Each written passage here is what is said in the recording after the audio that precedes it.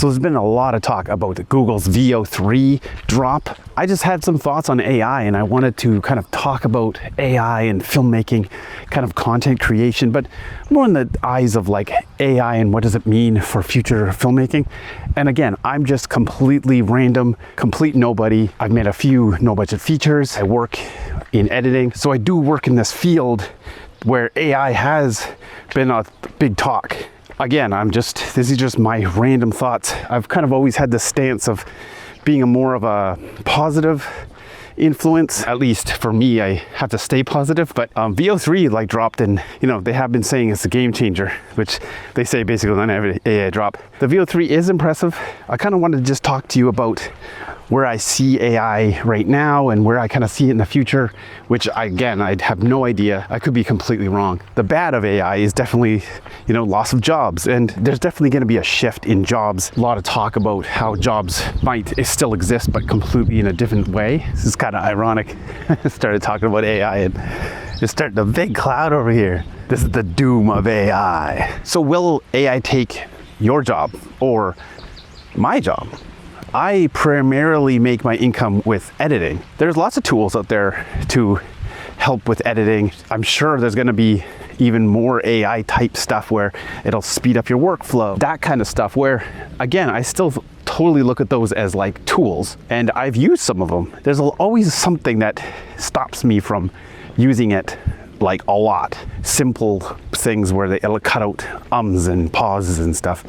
And the problem with just using that default, what I ran into, this just being completely kind of a case study, but there's parts where the pauses are on purpose, and especially for like filmmaking, pausing for dramatic effect and stuff is super important. It's as important as getting a bunch of words out. Yeah, maybe for YouTube, you want to cut out most pauses and stuff. I just never got to the point where I'm like using that all the time because I was missing some of those pauses that are kind of necessary to tell the story better. I'm sure there's going to be versions of that are a lot better. As an editor, I think if you are an editor starting out and stuff, my biggest advice is start learning how to do like story, because I really think humans have the storytelling that AI just can't do. Being human actually really is very random, and people love like the inconsistencies, the aesthetics of like random ideas. And I just think if you already make stuff that's very generic and very kind of like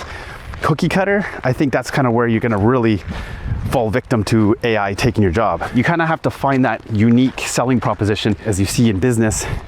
What's your unique ability, and kind of go big on that. I'm going to go big on just like what I do best and just work harder at making the best stuff I can. I can't believe what it is now. This is the AI cloud here. If you're just starting out and you're kind of using these AI tools right away, make things faster, that's fine. But find something that you can bring that's not somebody else can do, or at least you can do really well. That's how I look at it. For filmmaking in AI, like taking your job, yeah, if you're working in animation and stuff, there's a lot of tools that can really improve workflow and your speed. Some of it's pretty impressive. Again, I would just kind of go big on your unique characteristics, what you do as an animator, your style. There's a lot of talk about, will actors be needed? I think actors, like in the traditional sense of like in a movie, I think it will always be needed. Where I really do think actors could fall into a little bit of a problem is definitely background actors.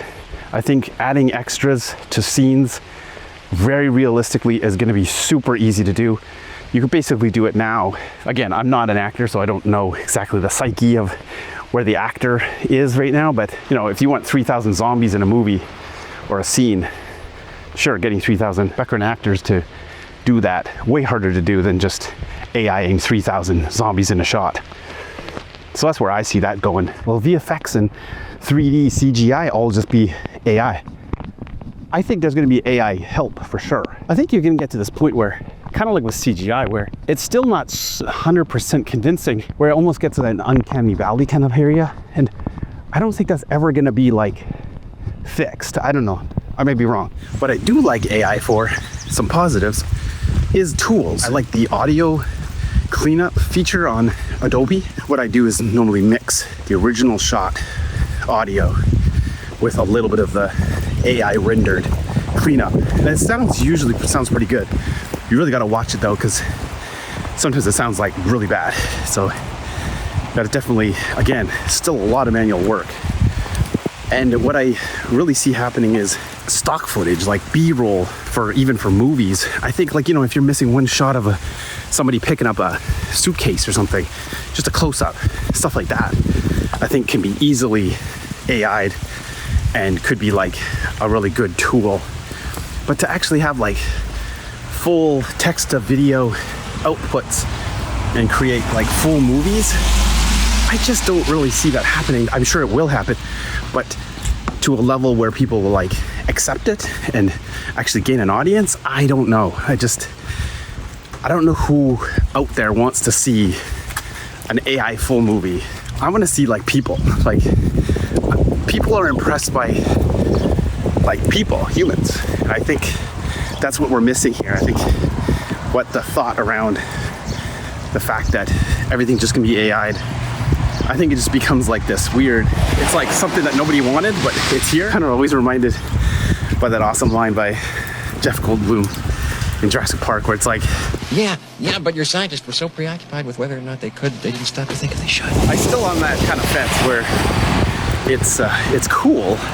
It's super cool. I'm not gonna say, like, I've noodled with AI a lot, and I think some of the applications is gonna be incredible, but full movies, text to video, that's not gonna be something I'm gonna be wanting to do. AI augmented, sure, and using it to help with like visual effects and stuff, but like what I really see happening, and people have been talking about, is growth in like documentaries, because the human spirit, being human, like this is human, me walking and talking. I don't think AI can duplicate this. To be human is to be flawed, and I think this goal to be perfect and everything looking awesome and sounding awesome and stuff, I just don't think is the future. I really hope it's not the future, is kind of what I'm getting at, but I am definitely not one of those people who are like, ban everything. You know, of course there's like environmental issues with AI, like all this stuff, but like, I don't want to be left behind too. So this is why I'm shooting this in the middle of a downpour. I hope it's even turning out, but yeah, so this is this is real life right here. Yeah, shooting with my phone. Probably not as real as anything, but look at this. Like, I'm alive, and AI isn't alive. It's copying us. I think we use it as a tool, and I think I'm still firm on that. AI as a tool, and people will use it to make things better, not make things shittier. And the truth is, like, AI's been around for a long time. Like, if you've used any kind of digital computer manipulation of anything, Photoshop, in the last 20 years, there's a version of AI in those. I can't believe how wet this is. Wow. I left and it was like sunny. I wonder if I took some shots. This is insane.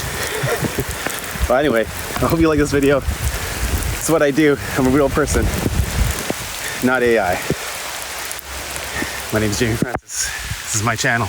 Really glad you stuck this out with me, and I'm gonna be making more. Maybe some AI videos.